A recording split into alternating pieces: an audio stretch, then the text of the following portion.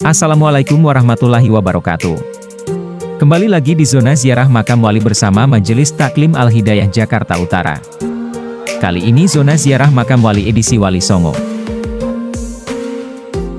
Zona ziarah edisi makam Wali Songo kali ini adalah makam Sunan Kalijaga.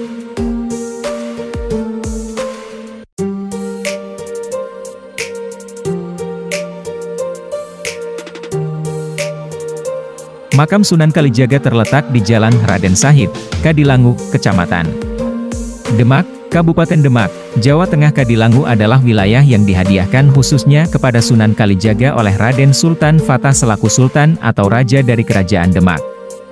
Kadilangu terletak sekitar 2 km dari pusat kota Demak, Masjid Agung Demak. Makam Sunan Kalijaga tidak pernah sepi dikunjungi peziarah dari berbagai wilayah di Indonesia, bahkan banyak pula kunjungan dari mancanegara. Sunan Kalijaga dilahirkan dari keluarga bangsawan Tuban. Bapaknya beliau adalah Tumenggung Wilatika yang menjadi Adipati Tuban, sedangkan ibunya adalah Dewi Nawangrum. Riwayat lain menyebutkan bahwa Tumenggung Dipati Wilatika ini merupakan keturunan dari Runggalawe dari Kerajaan Majapahit. Ia memiliki putra bernama Raden Sahid dan putri bernama Dewi Rasawulan dari perkawinannya dengan Dewi Anggraini. Sunan Kalijaga lahir sekitar tahun 1450-an, memiliki nama kecil Raden Sahid.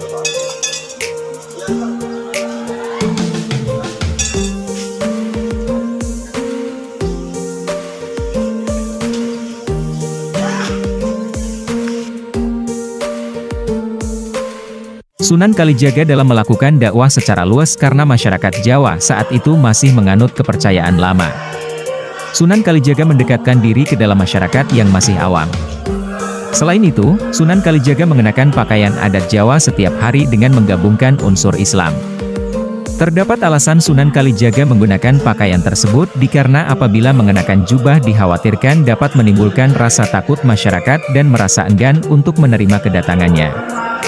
Berbagai media dakwah yang digunakan, yaitu gamelan, gending, tembang, wayang, grebek, suluk, tata kota, selamatan, kenduri, dan upacara tradisional. Tidak hanya itu, Sunan Kalijaga kerap memakai nama samaran, seperti Ki Dalang, karena kemampuan beliau dalam mengajarkan Islam kepada masyarakat melalui pertunjukan kebudayaan dan kesenian.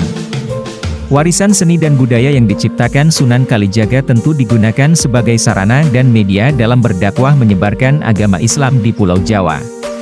Peran beliau sebagai seorang pendidik dan pengajar agama di tengah masyarakat yang beragama Hindu dan Buddha yang sangat dominan dan strategis mengingat banyak orang mau Islam dan pada akhirnya menjadi murid beliau dari kalangan terbawah hingga bangsawan kerajaan.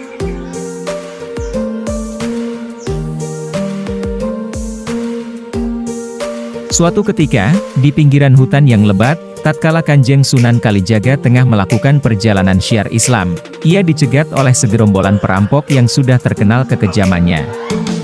Dengan polos wali yang juga dikenal sebagai Syekh Malaya ini mengatakan bahwa dirinya tak memiliki harta yang layak. Tetapi pemimpin perampok itu tak mempercayainya. Bahkan dengan garang ia memerintahkan anak buahnya untuk menggeledah. Mendapat perlakuan yang tidak senonoh, Sunan Kalijaga hanya tersenyum. Ia bertekad untuk memberi pelajaran kepada para perampok itu agar kembali ke jalan yang benar. Manakala mereka mulai mendekat, dengan tenang Kanjeng Sunan Kalijaga mengibaskan kain panjang yang tersampir di pundaknya. Dan apa yang terjadi, tenaga kibasan itu ternyata mampu membuat para perampok porak-poranda. Melihat kejadian itu, Ki Jagana, sang pemimpin perampok menjadi berang. Ia langsung memasang kuda-kuda dan bersiap-siap menyerang Kanjeng Sunan Kalijaga dengan pedangnya. Dengan gerakan yang garang, ia mulai mendekati sasarannya. Sekali ini, Sunan Kalijaga merapalkan ilmu malih rupa. Begitu usai, mendadak tubuh Kanjeng Sunan Kalijaga telah berada tak jauh dari Ki Jagana. Ki Jagana semakin bernafsu. Dengan teriakan keras ia langsung menyabetkan pedangnya ke tubuh Sunan Kalijaga. Aneh, Kanjeng Sunan Kalijaga tak menghindar. Ia membiarkan pedang yang demikian tajam itu menghantam tubuhnya. Melihat kejadian itu, sudah barang tentu membuat para pengikut Ki Jagana menjadi berang. Dengan ganas salah seorang anak buah Ki Jagana melabrak. Begitu ia akan melompat, sebuah tangan yang halus telah menahan gerakannya. Tangan Kanjeng Sunan Kalijaga.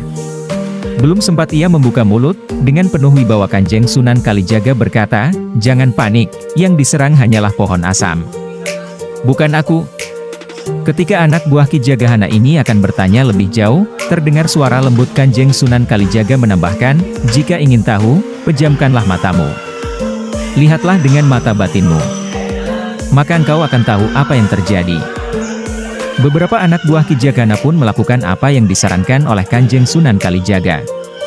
Dan apa yang terjadi, mereka melihat, dengan membabi buta Ki Jagahana yang merasa membabatkan pedangnya ke tubuh Sunan Kalijaga itu ternyata hanya menetakkan pedangnya ke batang pohon asam.